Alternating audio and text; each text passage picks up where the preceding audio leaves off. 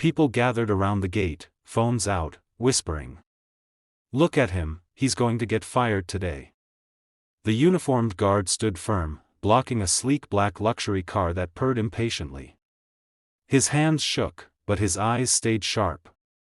He refused to move, even though everyone warned him this was the CEO's vehicle. But the real reason this moment would change his life forever was sitting inside the car, her eyes widening the second she saw his face.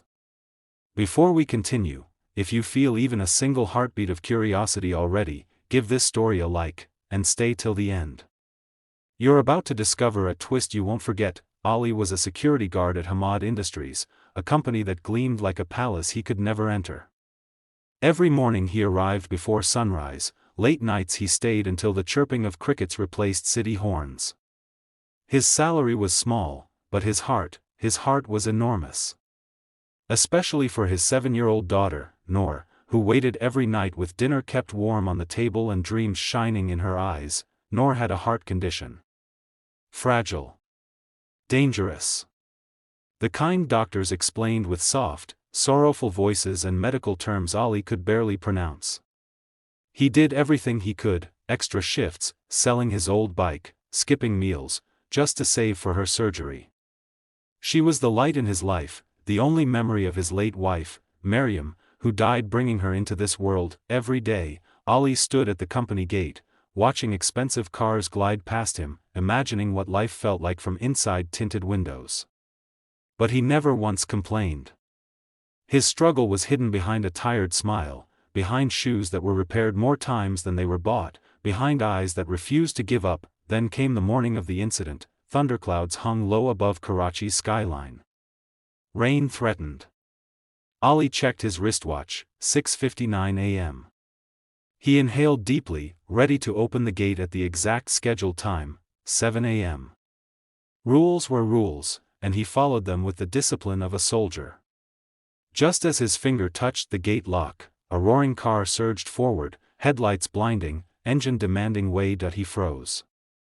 Though the car was authorized to enter, the protocol was clear: they had to be inspected after 7 o'clock.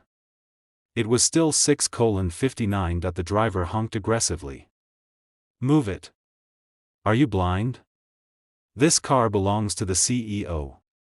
Workers nearby murmured, Ali just lost his job, over 1 minute. But Ali didn't waver. "Sir, 1 moment. Just 1 more minute." His voice held respect, but also courage that surprised even him. Inside the car, a woman's silhouette shifted. The tinted window slid down slowly. Ali's breath hitched, her eyes. He knew those eyes, Ayan. His late wife's younger sister. But her story had unfolded differently. Fortune favored her. She studied abroad, became a rising business strategist, elegant and untouchable.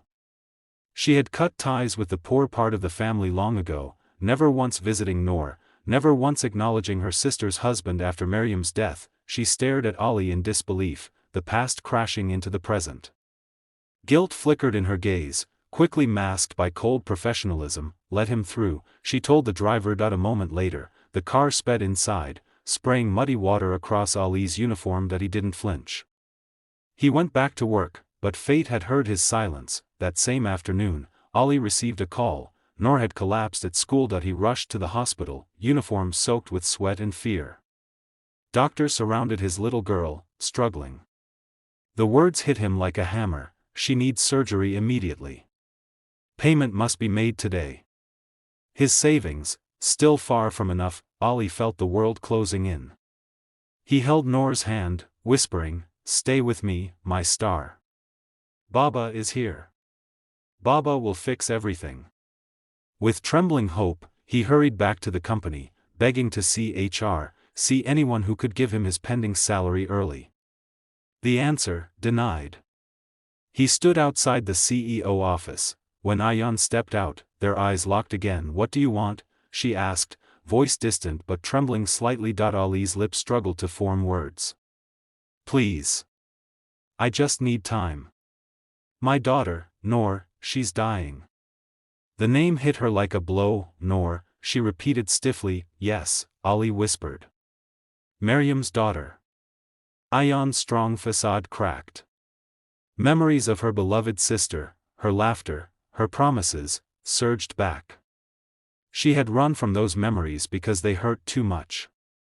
And seeing Ali struggling alone made the guilt crush her. "Why didn't you come to me sooner?" she breathed, tears threatening. "I didn't think you cared." His voice broke, her heart shattered. Without hesitation, Ayan rushed him to the hospital. The CEO himself joined, confused at first, but once he heard the story, he insisted on covering the entire surgery cost. He admired Ali's loyalty to rules, his strength, his honesty. "A man like you," the CEO said, "deserves the world to open its gates." Hours later, after the longest wait of his life, the surgeon emerged with a smile. "She's safe." Ali collapsed into a chair, sobbing in relief.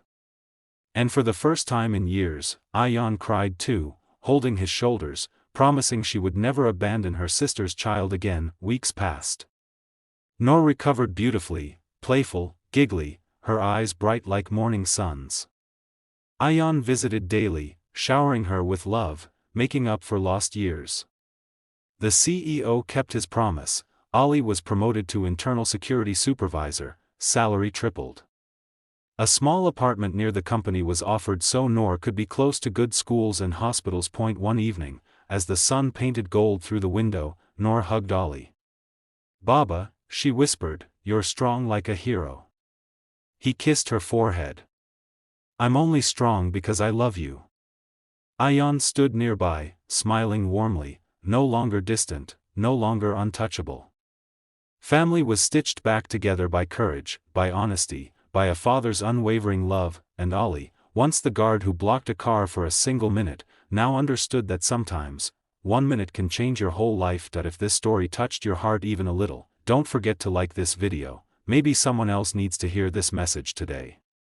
And if you want more stories that inspire, that show how ordinary people become heroes every day, make sure to subscribe, because the next life-changing moment might be just 1 minute away.